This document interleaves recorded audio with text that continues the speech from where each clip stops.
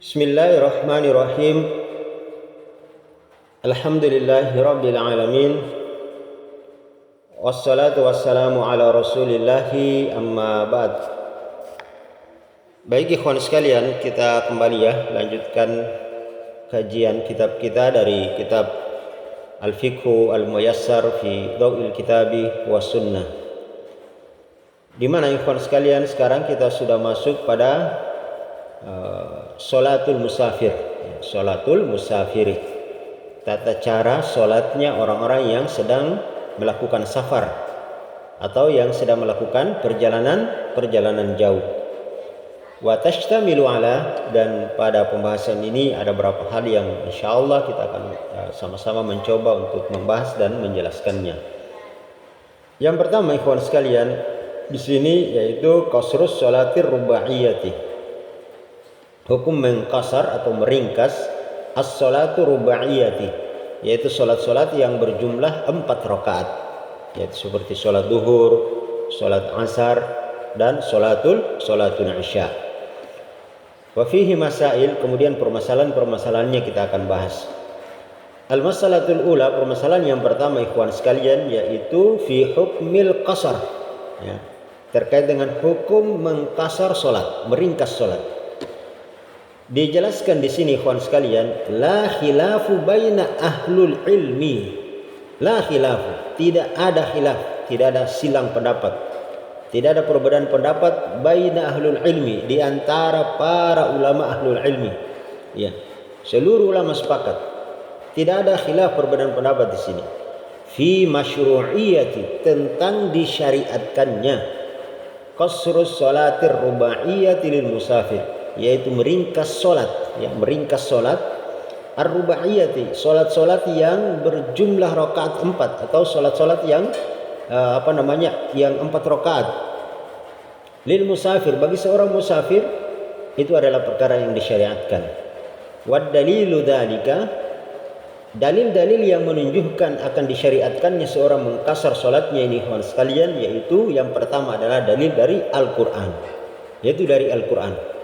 Yang kedua adalah was-sunnati, dan dari sunnah, dari hadis-hadis Nabi sallallahu alaihi wasallam. Dan yang ketiga adalah wal ijma', dan berdasarkan ijma', kesepakatan para ulama. Kita lihat ammal Quran, dalil yang pertama adapun dari Al-Qur'an, yaitu faqauluhu ta'ala, maka Allah Subhanahu wa taala berfirman di dalam Al-Qur'an. Quran surat An-Nisa ayat 101. Wa idza darabtum fil ardi, apabila kalian melakukan perjalanan fil ardi, di bumi Allah Subhanahu wa taala, falaisa alaikum junahun, maka tidak mengapa, tidak berdosa bagi kalian, antaksuru minas salati, untuk kalian mengkasar, meringkas dari solat kalian. In khiftum, apabila kalian khawatir, apabila kalian takut, ayyuftinakumul ladina kafaru, kalian akan diserang oleh orang-orang kafir. Ya, memang karena dulu Rasul sallallahu alaihi wasallam dan para sahabatnya, mereka banyak menghabiskan hidup mereka itu di medang peperangan, pertempuran melawan orang-orang kafir, kaum musyrikin di zaman dahulu. Wal qasru jaizun fis safar, maka berdasarkan ayat ini ikhwan sekalian, wal qasr, maka mengkasar solat, meringkas solat itu jaizun, diperbolehkan, fis safar, bagi seorang yang sedang melakukan safar, perjalanan jauh, fi halil khaufi, baik itu dalam kondisi genting, dalam kondisi darurat, wa ghairihi, atau yang selainnya, maksudnya dalam kondisi aman maupun dalam kondisi takut, seseorang diperbolehkan untuk mengkasar, meringkas solatnya. Faqad qala Nabi sallallahu alaihi wasallam, ini berdasarkan sabda Nabi sallallahu alaihi wasallam. Kalau tadi firman Allah Subhanahu wa taala, sekarang dalil dari hadis Nabi sallallahu alaihi wasallam. Lamma su'ila, ketika beliau ditanya, anil qasar, tentang hukum mengkasar salat. Wa qad aminan nas, padahal pada saat itu manusia sudah dalam keadaan aman, tidak lagi dalam kondisi peperangan, tidak perlu lagi ada sesuatu hal yang dikhawatirkan, ditakutkan. Beliau ditanya terkait dengan hal ini, maka kata Nabi sallallahu alaihi wasallam, sadaqatun, sadaqatun, mengkasar solat itu adalah merupakan sedekah, Tasaddaqallahu biha alaikum, yang Allah berikan sedekah itu kepada kalian. Ya, jadi mengkasar salat itu sedekah dari Allah yang Allah berikan kepada kita semua ikhwan sekalian. Fa aqbalu sadaqatahu, maka kata Nabi, fa aqbalu, terimalah sadaqatahu, sedekah dari Allah Subhanahu wa taala tersebut. Ya. Jadi ini ikhwan sekalian dalilnya. Wali anna Nabi sallallahu alaihi wasallam, disebabkan Nabi sallallahu alaihi wasallam wa khulafa'ahu, dan orang-orang di belakang beliau, khulafa'ahu ya, sesudah beliau, yaitu Abu Bakar As-Siddiq, Umar bin Khattab, kemudian Utsman bin Affan, Ali bin Abi Thalib dan seterusnya. Dawamu alaih. Jadi Nabi, para sahabatnya dawamu alaih, terus menerus melakukan hal ini. Fan Ibnu Umar, dari Ibnu Umar radhiyallahu anhuma, qala, dia berkata, inni sahibtu Rasulullah, kata Abdullah bin Umar, saya pernah menemani Rasul sallallahu alaihi wasallam fi safarin, pada satu perjalanan safar. Falam yazid, dan saya tidak melihat beliau itu menambah. Falam yazid, beliau tidak menambah. Ala rakaataini, ya, lebih dari 2 rakaat. Hatta qabadahu Allah, sampai Allah mewafatkannya. Maksudnya beliau tidak menambah, tidak pernah melakukan sholat duhur, sholat azhar, sholat isya itu kecuali hanya 2 rakaat. Beliau tidak pernah melakukan 4 rakaat. Hatta qabadahu Allah, sampai Allah wafatkan Rasulullah Muhammad sallallahu alaihi wasallam. Ini menunjukkan bahwa perkara yang sangat dijaga oleh Nabi sallallahu alaihi wasallam. Ini sunnah yang sangat dianjurkan mengkasar sholat tersebut. Ini ya ikhwan sekalian. Kemudian kata Abdullah bin Umar di sini menyebutkan juga, wa sahibtu Abu Bakrin, saya juga pernah menemani Abu Bakar As-Siddiq radhiyallahu anhu dalam safar juga. Falam yazid, beliau juga tidak menambah, ala rakaataini, ya, lebih dari 2 rakaat. Hatta qabadahu Allah, sampai Allah wafatkan Abu Bakar radhiyallahu taala anhum. Ya, semoga Allah merahmati beliau, meridhoi beliau. Maka ikhwan sekalian, di sini dikatakan summa dzakara Umar wa Utsman, kemudian disebutkan dari Umar juga, ya, Umar bin Khattab, wa Utsman, begitupun Utsman bin Affan radhiyallahu anhum, semoga Allah meridhoi mereka semuanya. Ya, mereka melakukan hal yang sama, selalu mengkasar salat yang jumlahnya 4 rakaat. Wa rawa Ahmad, dan diriwayatkan dari Imam Ahmad, an Ibnu Umar, dari Ibnu Umar, marfu'an, secara marfu', ya, di Nabi sallallahu alaihi wasallam bersabda, innallaha yuhibbu, sesungguhnya Allah itu sangat mencintai orang-orang yang apa? Ayyuta ruhasahu, ketika dia mengambil rukhsah, kemudahan, ya. Jadi orang safar itu kan diberikan kemudahan dia, ya.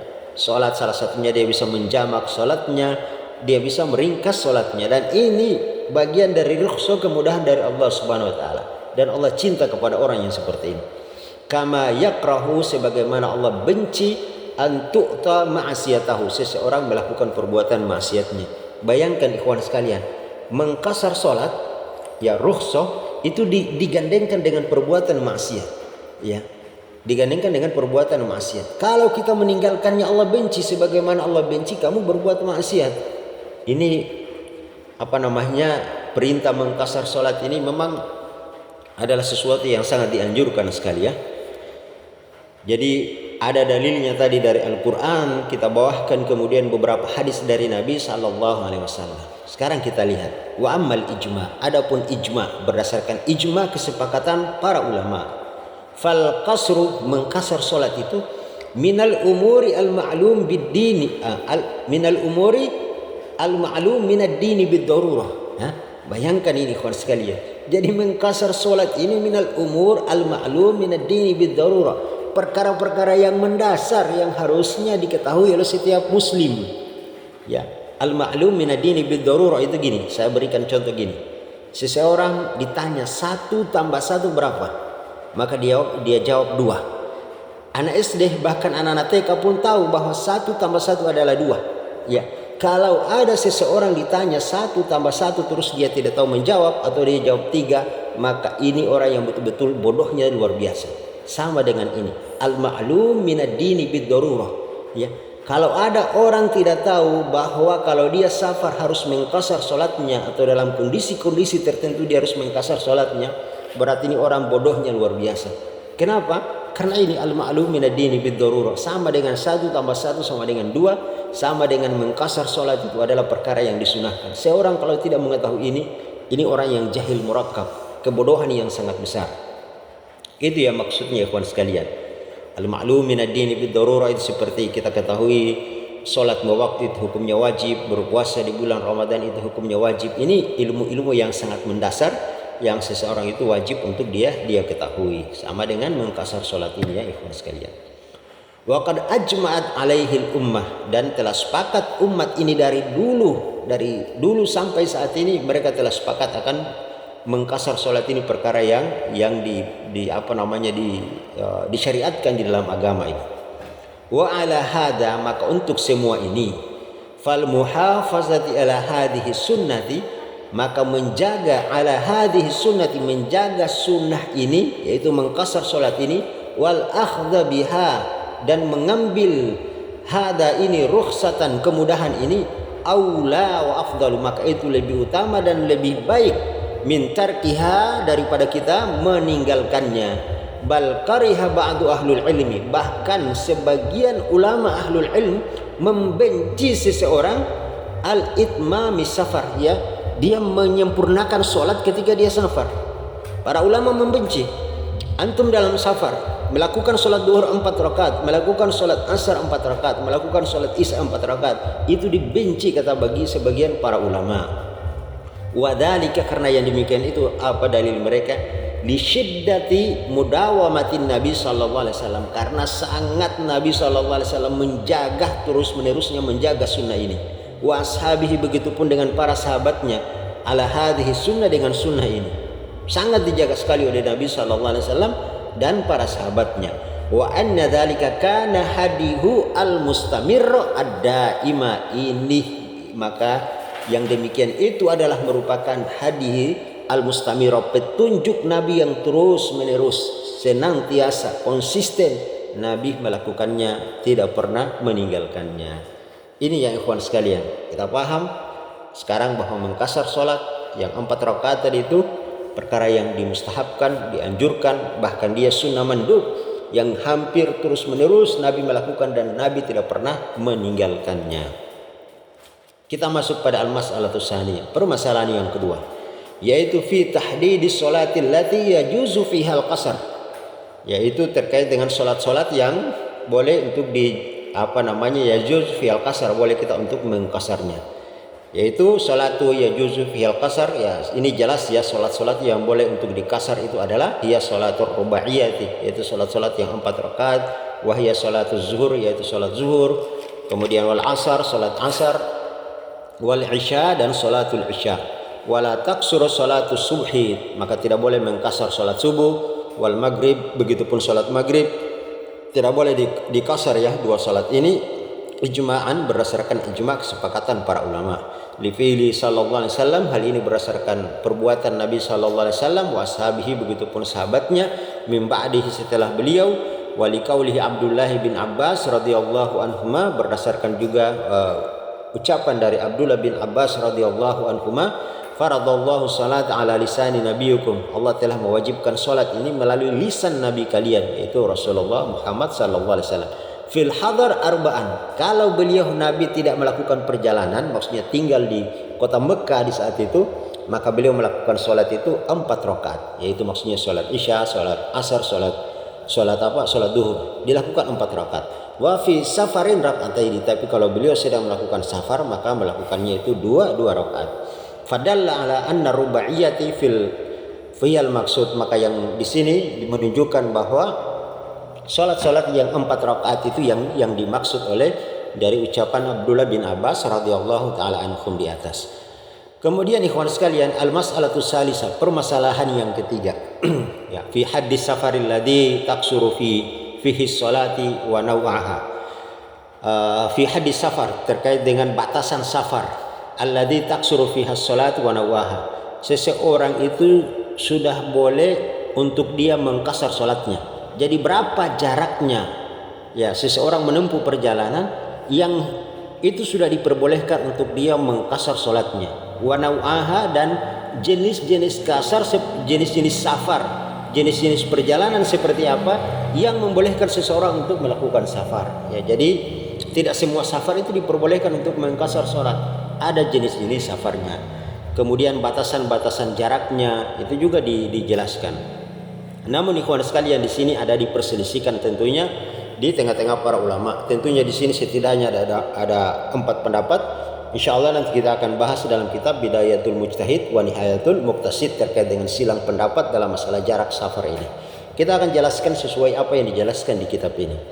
Dikatakan di sini hadus safar alladzi taksuru fiha sholati salat sittati asyar fursahan takriban. Jadi batasan seorang boleh mengkasar salatnya itu adalah sittati asyara fursahan, yaitu 16 fursah, takriban kira-kira 16 fursah. Wahya arba'atu burud, yaitu 4 burud. 4 burud itu adalah merupakan jarak orang-orang dahulu ketika mereka melakukan surat menyurat, ya. Wabil amyali samaniyata warbauna mailan. Kalau berdasarkan mil itu kira-kira sekitar samaniyata warbauna mailan, yaitu 48 mil, ya, 48 mil. Wahia ma yuqarrabu samaniyata kilometeran, atau kalau kita perhitungan kilometer itu sekitar 80 kilometer. Nah, kalau seorang sudah menempuh jarak 80 kilometer berdasarkan kitab ini, maka dia sudah dikategorikan seorang musafir, maka dia boleh mengkasar salatnya dan juga boleh dia menjamak salatnya. Wahia yaumani qasidan fi zamani mu'tadilan bisairil asqali wadabibul aqdam. Ini ya. Jadi wahya yaumani, yaitu 2 hari perjalanan. Qasidan fi zamanil mu'tadilan. Jadi dulu, pada zaman dulu itu ya, mereka melakukan perjalanan bisairil asqal, dengan barang bawaan dagangan yang berat, maksudnya di kendaraan-kendaraan mereka itu penuh dengan barang dagangan mereka. Wadabibul akdam, dan langkah kaki yang akdam, yang pelan. Dabibul akdam itu langkah kaki yang pelan. Wasamman Nabi sallallahu alaihi wasallam, dan Nabi sallallahu alaihi wasallam menyebut jenis safar yang kita tadi sebutkan di sini adalah yauman walailatan safaran, yaitu 2 hari yauman walailatan safaran, 1 hari 1 malam perjalanan. Ya, jadi kalau sudah seorang menempuh perjalanan 1 hari 1 malam, itu dia sudah boleh mengkasar salatnya, sudah dihitung sebagai safar yang dia diperbolehkan mengkasar salatnya. Saya ulangi, meskipun di sini terjadi silang pendapat. Kalau Syekhul Islam Imam Ibnu Taimiyah mengatakan ya dikembalikan kepada uruf, kebiasaan orang, ya. Meskipun dia belum sampai 80 km, kalau menurut dia itu sudah kategori safar, ya dia sudah boleh mengkasar salatnya. Insyaallah nanti kita akan jelaskan dalam kitab Bidayatul Mujtahid wa Nihayatul Muqtasid, ya. Fikih perbandingan mazhab, bagaimana pendapat Imam Ahmad, Imam Malik, Imam Syafi'i, Imam Abu Hanifah, dan ulama-ulama yang lainnya. Insyaallah kita akan bahasnya nanti. Wa kana Ibnu Abbas wa Ibnu Umar, dan bahwasanya Ibnu Abbas dan Ibnu Umar yukassirani, mereka mengkasar salat-salat mereka, wa yuftirani, dan mereka berbuka puasa fi arba'ati burud, yaitu ketika mereka sudah menempuh perjalanan 4 burud. Wahia sittata asyaf fursahan, yaitu 16 fursah tadi itu, atau 80 kilometer. Wa amma nawahu, adapun jenis-jenis safar yang seseorang diperbolehkan untuk mengkasar salatnya, yaitu fahuwa safarul mubah, yaitu safar-safar yang bentuknya mubah, diperbolehkan. Kas safari litijara, seperti seorang bersafar karena dia sedang melakukan perdagangan, ya, menempuh perjalanan jauh untuk dia berdagang, ya. Wan nazahati, atau dia pergi berekreasi, ya, itu juga diperbolehkan. Was safaril wajib, ada safar yang bentuknya wajib. Kalau yang pertama tadi sunnah, ya, mubah, boleh. Kas safari tijarah, melakukan tijarah itu boleh kita mengkasar salat. Wan nazahati, rekreasi, boleh juga mengkasar salat. Was safaril wajib, dan ada bentuk-bentuk safar yang hukumnya wajib. Seperti apa? Kas safarilil haji, seperti safarnya seorang yang sedang melakukan ibadah haji. Wal jihadi, dan berjihad di jalan Allah Subhanahu wa taala. Ini hukumnya wajib, ya. Bayangkan, bahkan ada safar yang bentuknya wajib. Seorang yang sedang melakukan perjalanan haji, seorang yang sedang melakukan jihad di jalan Allah, itu hukumnya wajib bagi dia, ya. Hukumnya wajib. Kalau dia meninggalkan berarti dosa, karena hukumnya wajib. Was safari al masnun al mustahabbah, dan ada bentuk-bentuk safar yang disunahkan, dimustahabkan, dianjurkan sekali. kasafari ya, ziarah seperti safar ketika kita melakukan silaturahmi dengan sanak saudara atau keluarga kita. Wasafari limraati as-saniyati fil haji, atau safar bagi seseorang yang melakukan ibadah haji untuk yang kedua. Ini diantara bentuk-bentuk safar yang disunahkan. Wa ala hada, maka untuk semua ini fassaharul muharram, ada safar yang bentuknya haram, la yajuzu fil qasar, maka untuk bentuk safar ketika seorang melakukan safar dengan niat untuk dia bermaksiat, berbuat dosa kepada Allah Subhanahu wa taala, la yajuzu fihal qasar, maka dia tidak boleh mengkasar salatnya. Ala ra'yu katsirum minal ulama, berdasarkan apa yang dilihat atau berdasarkan pendapat katsirum minal ulama, kebanyakan dari para ulama kita. Jadi ini ya ikhwan sekalian terkait dengan tata cara salat ketika seorang melakukan safar, perjalanan jauh.